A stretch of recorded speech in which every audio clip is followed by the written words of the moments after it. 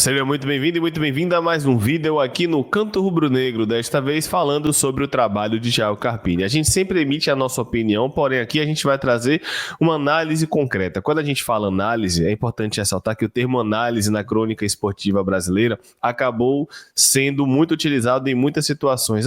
Qual a sua análise sobre o jogo? E o cara dá a opinião dele sobre o jogo. É importante ressaltar que aqui, quando a gente traz análise tática, não é a opinião de Paulo, não é a minha opinião. A gente vê os fatos do campo, e dentro dos fatos do campo a gente dá a nossa opinião. Então primeiro o Paulo vai trazer todos os pontos do trabalho de Carpini, em cima disso eu vou opinar se eu acho certo, se eu acho errado, se eu gosto, se eu não gosto. É porque o termo análise, de fato, ele é utilizado de forma bem diferente na crônica esportiva, mas aqui análise de campo, nem falo análise tática, análise do campo, os fatos do campo. O time marca por zona, time tem muita triangulação pelo lado, são os fatos do campo, não é a opinião. Depois disso a gente opina. Depois desse disclaimer, Paulo, vamos para mais uma, já vou dar o play, tá? Sinta-se à vontade. Exatamente, Léo. Só para explicar para o torcedor, aqui vai ser uma análise do trabalho de Thiago Carpini nas 12 primeiras rodadas do Brasileirão. Aqui a gente vai trazer suas principais ideias que deram certo, suas ideias que deram errado, quais dinâmicas o Vitória utilizou que funcionou, quais as fases do Vitória que são boas, quais são que são ruins. Enfim, vai ser uma análise bem geral do trabalho de Thiago Carpini. Começando pela fase defensiva, Carpini que variou muito a estrutura nessa Série A, né? Ele começa a Série A de uma forma diferente, marcando com a postura bem alta e agressiva no 4-3-3 contra o Juventude, como a gente está observando aqui, na oportunidade sem o Mateuzinho Baralhas, com o Rato, o Janderson na frente, junto com o Mosquito. Vitória, que no primeiro jogo a gente vai trazer aqui, buscou muito mais ter a posse de bola, um time propositivo, um time de tabela, e um time bastante pressionante, né? Tentando abafar a todo momento a saída de bola do Juventude com linhas altas, com pressão alta o tempo inteiro, como a gente está observando aqui novamente nesse 4-3-3. Então a primeira ideia defensiva de Carpini na Série A foi a pressão com linhas altas, levando o adversário para o lado, para pressioná-lo no lado, que é a forma mais eficiente de se tirar o campo do adversário. Foi a principal ideia de Thiago Carpini. Com o passar do tempo, a gente já vê que ele foi mudando e alterando um pouco a forma de jogar. Já no primeiro jogo, ele teve ali algumas alternâncias. A gente pôde ver ele variar para o 4-5-1, em alguns momentos até o 4-1-4-1, mas aí é basicamente a mesma formação, só muda o movimento de um atleta, que é o volante. Aqui, quando o Atlético Mineiro fora de casa, o Vitória já é uma postura mais diferente. Postura um pouco mais recuada, com as linhas mais baixas, novamente mantendo a ideia e a dinâmica de pressionar os lados do campo, né, de tirar esse lado do adversário e obrigar o passe de retorno ou levar o adversário ao erro, mas vocês podem observar que, embora a plataforma do 4-3-3, agora do 4-5-1, a dinâmica, ou seja, o que é feito dentro das linhas é a mesma. Novamente, contra o Juventude, também o Vitória fazendo o 4-5-1, em bloco médio-baixo. Foi como o Vitória começou o campeonato: 4-5-1 em bloco baixo, 4-3-3 em bloco alto, tirando os lados do adversário e obrigando o adversário a ter uma aceleração um pouco mais rápida. E aí o Vitória novamente voltou ao seu 4-4-2 padrão, né? E Carpini voltou a utilizar as ferramentas que ele utilizou quando deu certo no ano passado. Vamos assim dizer, o Vitória no ano passado marcava no 4-4-2, em alguns momentos ia para o 4-1-4-1, quando jogava com 3 volantes, e o Vitória manteve ali a ideia do 4-4-2, principalmente no Barradão, em um bloco mais médio, né, as linhas mais próximas ao meio de campo. Novamente, observem que o Vitória faz muito o balanço das linhas, ou seja, aproxima muito para onde a bola se encontra, principalmente nos lados. A gente viu contra o Fortaleza, agora vendo contra o Santos também, pressionando um pouquinho mais agora a equipe do Santos, né, com esse bloco mais alto na saída de bola, não da mesma forma que era contra o Juventude, pois era um 4-3-3 e muito mais intensa e mais agressiva, que a gente vê uma marcação, pressão, mas a gente já observa que não é mais com aquela exposição que era no primeiro jogo do Campeonato Brasileiro, vamos assim dizer, com todos os jogadores à frente e com muito volume de salto. A gente já voltou aqui a ter um jogo um pouco mais posicionado. E aí a gente vai para outra formação, que é a atual, vamos assim dizer, já que contra o Cruzeiro ele queria entrar assim, mas não pôde pela ausência de zagueiros, né? Então vamos encarar que é a realidade do Vitória no 5-4-1 com 3 zagueiros contra o Corinthians. E aqui a gente observa já algumas mudanças positivas no time, né? Essa ideia do Vitória de tirar o lado do Corinthians funciona ainda mais, porque tem coberturas próximas dos zagueiros, tem coberturas próximas dos volantes, tem zagueiros que podem saltar um pouco mais no atacante que se movimenta. Olha como o time faz balanços das linhas de mais coordenados. Todos os jogadores do Vitória estão no lado direito, no caso, no lado esquerdo do Corinthians. Então você viu que o 5-4-1 contra o Corinthians, que é a base que a gente tem, e óbvio, também contra o Cerro Lago, e o melhor, o Universidade Católica do Equador, que a gente não pode trazer imagem por ser sul-americana, fez o Vitória ser um time mais equilibrado, justamente por esses zagueiros. Então aqui foi tudo que Carpini tentou fazer. E a gente viu que ele passeou por várias formações, mas mantendo a mesma ideia, mudando a altura das linhas, mas mantendo a mesma ideia. É isso que eu ia falar, Paulo. É até bom, porque tem muita gente que não é tão familiarizada ao tactiquez, a gente tem que explicar. Percebam, o sistema, o que é o sistema? O 4-3-3, o 4-5-1, 5-4-1, 4-4-2, variou muito o sistema defensivo. A altura das linhas, ou seja, pressionar no bloco alto, baixar no bloco médio, segurar um pouco no bloco baixo, isso mudou. Mas a ideia primordial, em um primeiro momento da equipe de Carpini, pelo menos, é fazer o quê? Induzir o adversário para o lado e dobrar a marcação do lado para que o adversário não consiga fazer esse jogo por dentro. É a ideia básica, vamos dizer assim. Claro, existem variações, Paulo, mas é importante a gente mostrar para a galera que a gente fala, ou melhor, alguns torcedores falam, tem jogado no 4-4-2, tem jogado no 4-3-3, tem jogado no 5-4-1, e na verdade é muito além disso. Claro, os sistemas têm sim suas especificidades e cada sistema pode potencializar algumas situações, como a gente viu aqui dos 3 zagueiros, tudo bem. Mas a ideia central do trabalho do treinador Thiago Carpini defensivamente geralmente é mantida, né? O esquema é mais importante que o sistema de jogo. O esquema é muito mais importante, né? Saber o que como eu trouxe aqui no início da minha fala, saber o que o treinador faz dentro das linhas é mais importante do que saber como estão as linhas, né? Porque o que ele faz dentro das linhas que vai dizer quais são as soluções defensivas que ele vai buscar para a equipe. Perfeito. Você tá aqui no canto, não esquece de apertar no gostei aí, eu não sei se eu pedi, aperta no joinha, a gente vai continuar com o conteúdo e qualquer dúvida que você tenha, deixa aí nos comentários, pergunte pra gente. Vamos agora para todas as fragilidades defensivas do Vitória. Aí que o vídeo é grande, meu irmão. 4 minutos, Paulo, vamos lá. E aqui, se você observarem, não é só da organização defensiva, vou trazer outras fases também do momento sem bola. Começando, o Vitória iniciou o Brasileirão com uma dificuldade muito grande de controlar a profundidade, ou seja, controlar o espaço nas costas dos zagueiros e dos laterais, que a gente chama de última linha de marcação, né? O gol que a gente sofre contra a Juventude aqui, por exemplo, foi a jogada muito parecida com isso, né? De o adversário conseguir fazer esse jogo longo nas costas dos zagueiros do Vitória. Novamente vai acontecer contra o Juventude, essa bola longa nas costas, e aí o adversário com muito espaço para chegar no fundo e aí poder fazer jogadas de cruzamentos, passes laterais, finalizações. Observa como o Vitória é um time que iniciou o campeonato olhando muito para a bola e protegendo poucos de espaço, né? Referenciando muito os adversários, não numa marcação individual, mas olhando muito atentamente para a trajetória da bola e pouco para o espaço. Isso acabou gerando alguns danos. Contra o Flamengo, por exemplo, acontece uma jogada parecida com o que tive do Juventude anterior. Dinâmica do terceiro homem, ou seja, troca de passes entre 3 jogadores, ataque nas costas da linha do Vitória, cruzamento para Bruno Henrique fazer o gol. Então é uma das fragilidades coletivas que o time Thiago Carpini apresentou nessas 12 rodadas do Campeonato Brasileiro. Contra o Fluminense, as triangulações pelos lados que Carpini gosta tanto com bola, a gente vai trazer aqui, também geraram dificuldades, né, para a gente defender nesse aspecto. E foi assim que o Fluminense, novamente, atacando as costas, fez um gol contra o Vitória. Então a gente vê que tem também algumas vulnerabilidades. A segunda, que a gente pode observar do Vitória nesses 12 jogos, essa bola longa para o lado oposto, ou seja, a bola que sai da esquerda para a direita, da direita para a esquerda, ou do centro para algum dos dois lados. O Vitória sofreu muito isso contra o Fluminense, sofreu muito isso contra o Fortaleza, sofreu muito isso contra o Santos. Essa bola que inverte de um lado para o outro, e também sofreu contra o Atlético Mineiro. E aí, para fechar, a gente traz também o entre linhas, né? O entre linhas do Vitória em vários momentos foi exposto, né? Principalmente com a ausência do Baralhas em alguns momentos. Depois, né, o Hiller teve que ser colocado para estancar em alguns jogos, o Júnior Oliveira se machuca, a gente acabou rotacionando muito a posição de volante. O ideal é ter uma base sólida, a gente não conseguiu, e o nosso entre linhas acabou ficando um pouco exposto. Até mesmo no 5-4-1, temos que dar certo o que é de César.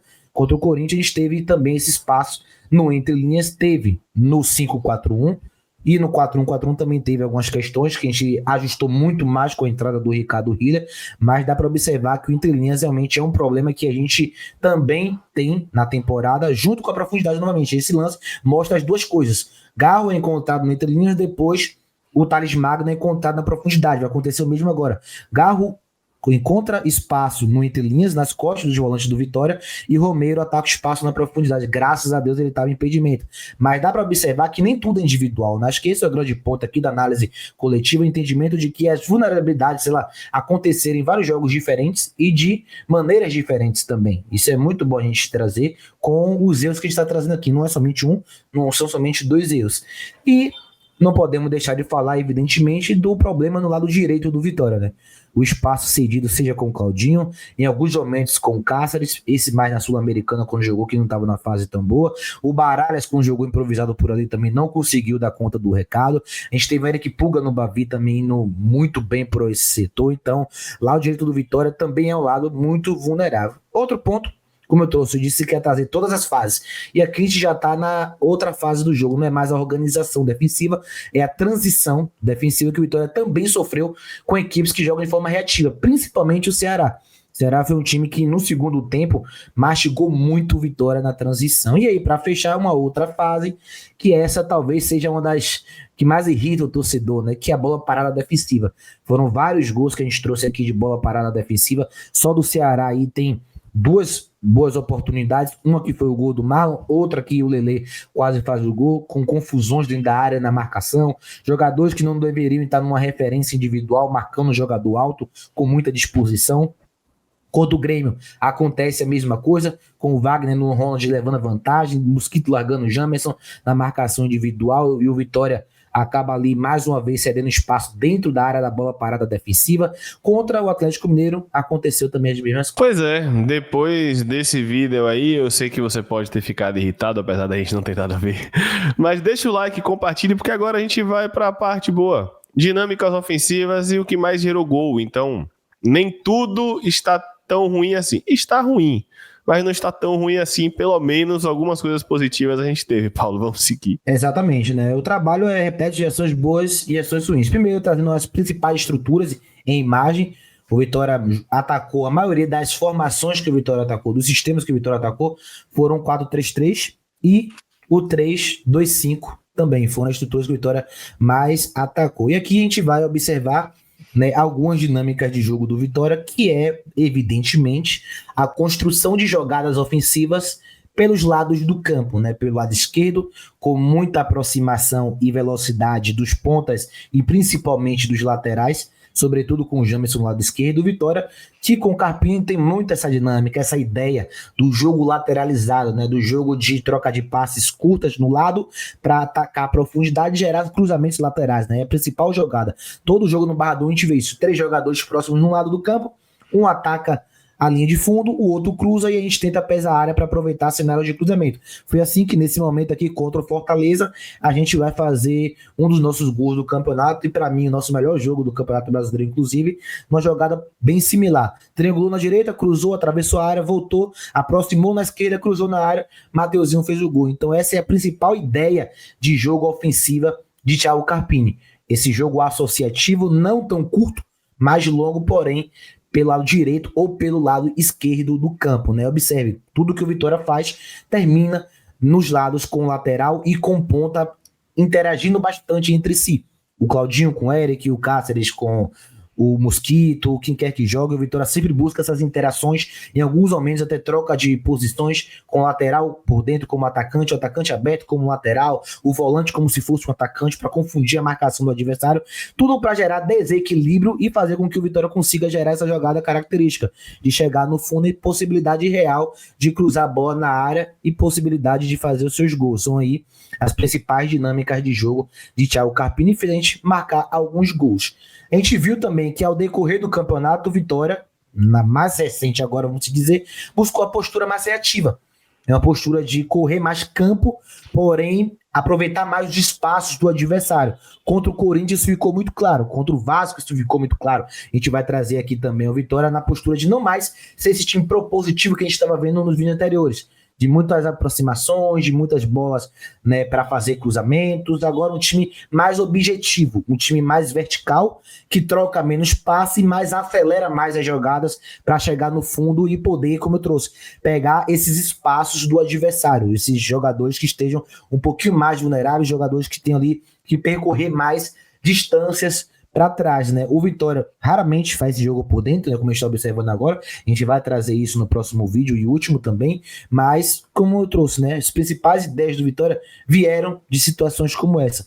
Das jogadas pelos lados. No momento mais recente, Carpini deu passo para trás para jogar mais transição, de forma mais reativa, que na nossa concepção e até nos lances que a gente está observando aqui, é o que faz o Vitória chegar com mais agressividade. Porque pega o adversário ali com pouco recurso de anular o Vitória. Quando o Vitória está apostado por ser um time que tem uma predominância muito grande no que quer fazer com a bola, que é essas jogadas que a gente está observando, o adversário fica mais suscetível a conseguir anular o Vitória. Na transição, o Vitória fica um time mais imprevisível e tem mais espaço para poder atacar. E assim a gente fez gol contra o Atlético Mineiro, assim a gente fez gol contra o Vasco. Outra fase que a gente precisa destacar também, da mesma forma que o Vitória sofre muito com a bola parada defensiva, o Vitória tem explorado bastante a bola parada ofensiva, seja com escanteio curto, como foi contra o Atlético Mineiro aqui, que a gente fez o gol, e também, né, no Bavi, que a gente criou algumas boas oportunidades, né, no cruzamento com escanteio curto, como essa aqui, que a gente poderia ter feito o gol com o Lucas Alter, através desse escanteio curto no rebote com o Gustavo Mosquito. A falta lateral direta também que fez a gente marcar o gol contra o Bahia foi da mesma dinâmica da bola parada, da movimentação dentro da área, do treinamento do dia a dia, e Carpini tem muito o seu mérito. E novamente escanteio curto contra o Fortaleza. Então olha quantas jogadas a gente pode observar do Vitória. Acho que a fase que mais gerou gols pro Vitória na Série A, não fiz esse cálculo, deve ser a bola parada ofensiva. Foi onde o Vitória conseguiu produzir mais e conseguindo, assim, evidentemente, marcar mais gols, né? O Vasco foi, assim, dois gols de bola parada, Fortaleza um gol de bola parada, Bahia um gol de bola parada, Atlético Mineiro um gol de bola parada, quando lá foram dois, né, bem verdade. Então você vê que é realmente algo que é um ponto forte do Vitória hoje. Perfeito, não acabou ainda não, hein? Tá achando o quê? Deixa aí nos comentários, não esquece de dar sua opinião, eu sempre leio todos os comentários, tá? Gosto de ler tudo que a galera comenta, eu não consigo responder todo mundo, nem curtir todo mundo, mas eu leio absolutamente tudo. Último vídeo aqui, Paulo, vamos lá. Exatamente, aqui a gente vai trazer agora os problemas do momento com bola do Vitória, seja em transição, seja na organização ofensiva. O primeiro ponto é a saída sob pressão. Definitivamente, nessas 12 rodadas, o Vitória não apresentou recurso para quebrar a pressão do adversário. A maioria dos times que sobem pressão no Vitória para incomodar a saída de bola dos zagueiros ou dos laterais ou do goleiro tem êxito nessas movimentações. Trouxe ali o Atlético Mineiro, que abafou muito a saída de bola do Vitória. A gente não teve como quebrar essa marcação, tentando apenas a bola longa, e todas elas, a maioria delas falha demais. Contra o Fluminense, novamente, mesma jogada. Linha exata do Fluminense, da mesma forma como o Vitória faz com o adversário, quando o adversário faz com o Vitória, de empurrar ele mais para o lado, a gente tem dificuldade. Marcação individual também foi um problema, quando a gente pegou o Ceará e o Grêmio, ainda vai pegar o Palmeiras também, marca individual, então vamos ver se o Vitória vai apresentar algo positivo contra eles, lembrando que contra o Maranhão na Copa do Brasil, a gente também sofreu com a marcação individual, e o Vitória não está conseguindo também encontrar ali recurso para jogar contra adversários assim, que duelam muito em caixas individuais, e isso faz com que a fase ofensiva do Vitória não flua. E a gente fique refém do jogo mais longo, e um jogo mais longo ineficiente, porque não tem problema tentar um jogo mais longo, mas o Vitória não tem eficiência nesse jogo mais longo, então acaba sendo o único recurso e o último recurso falho para um time que não tem ali, né, probabilidade de conseguir quebrar essas marcações do adversário. Outro ponto agora, uma vez que o Vitória já conseguiu, né, empurrar o adversário para trás, o adversário não está com essa pressão tão intensa assim, a gente precisa falar também que nem tudo é individual. Tem vários momentos onde o Vitória acaba ficando um time, como a gente trouxe várias vezes aqui e como a gente falou no vídeo anterior, extremamente previsível. Com esse jogo pelos lados, quando acontecem cenários como esse, de dobras no corredor, a gente não tem muita aproximação e não tem muito como progredir com a bola. A gente fica refém do passe de retorno, de jogar para trás a todo custo. Basicamente, quando um adversário bloqueia muito bem os lados do Vitória, como a gente está observando aqui, a gente fica sem verticalização. E quando você não verticaliza, não joga para frente, você fica mais distante do gol adversário. E quanto mais distante você fica, mais engessado você está com a bola, sem conseguir progredir. Então é um problema do Vitória também, muito grande com a bola. Olha aqui, esse lance contra o Fluminense até irritante, foram 50 segundos do Vitória tentando encontrar a linha de passe, tentando fazer um passe à frente dos jogadores e não consegue, é obrigado a ficar fazendo essa bola pro lado. Esse lance contra o Juventude vai ficar muito claro também no Vitória no 3+2, Juventude marcando no 4-4-2, Neres carrega, traz a bola para Jamerson e tem 5 jogadores do Juventude protegendo o lado do campo e a gente não consegue ter repertório. E aí que a gente fala de ter o jogo um pouco mais por dentro também. Jogou por dentro esse que Carpini não admitiu no primeiro momento, mas depois reconhece, só que acredita isso não acontecer. É uma fase de Mateuzinho, né? No primeiro momento ele disse que o time dele chegava por dentro, depois ele admitiu que realmente não chega tanto assim, mas ele acreditou isso ao fato de Mateuzinho não estar numa boa fase, mas a gente precisa ser coerente e trazer aqui realmente que o Vitória tem muito essa dificuldade. E aí, por isso que a gente vê muita bola longa para frente sem êxito, muito jogo ali lateralizado, né, que às vezes joga para trás, o famoso poste de bola em U, que gira de um lado para o outro, para trás, e nunca para o campo adversário, porque fica congestionado e não tem repertório. Não tem um passe por dentro. Pouquíssimas vezes a gente viu o centroavante com essa capacidade de desarmar e receber essa bola. Janderson, quando tentou fazer, foi muito mal. Renato Kaiser não teve muitos jogos para poder acreditar isso também. E a gente não perdeu o Alejandro, que era o escape nisso. E aí, com o Mateuzinho abaixo, sem o Alejandro para fazer isso, e com as contratações que não surtiram efeito, não elevaram ou igualaram o nível desses dois que eu trouxe aqui, a gente acabou sendo um time ainda mais previsível do que já é com o Thiago Carpini pelos lados. E por isso que a gente vê até o Bahia com -1, quando faz 2-2, 3-3, 4-3 no lado da bola, a gente se vê na obrigação de jogar a bola para trás e fica esse jogo chato, esse jogo insosso, onde o Vitória não consegue. Então aqui são todos os pontos positivos e negativos do trabalho de Carpini. Paulo, dito isso, agora que a gente trouxe os fatos do campo, né? Realmente uma demissão não teria sido nenhum absurdo, né? Porque não é só individual. Sim, perfeito. Não seria nenhum absurdo. Principalmente, eu nem falo somente pelos problemas apresentados, mas pela demora de corrigir esses problemas. Foi o que a gente muito bateu aqui. Porque, vamos lá, não é o certo chegar já no Campeonato Brasileiro e entender isso. Mas tudo bem ele ter começado contra o Juventude querendo ter um time mais propositivo, querendo algumas ideias de jogo. Tudo bem. Já era para ter visto antes, mas tudo bem. Vamos colocar que tá tudo bem começar o Brasileiro assim.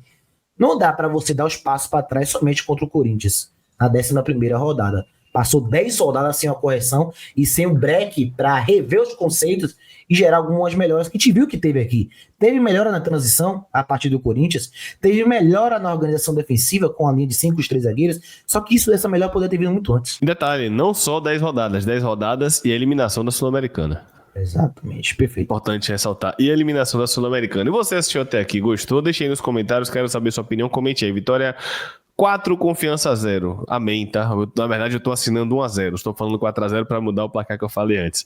Obrigado por assistir até aqui, tá? Deixe sua dúvida nos comentários e, enfim, vamos conversar. Tamo junto, um abraço, valeu, fui.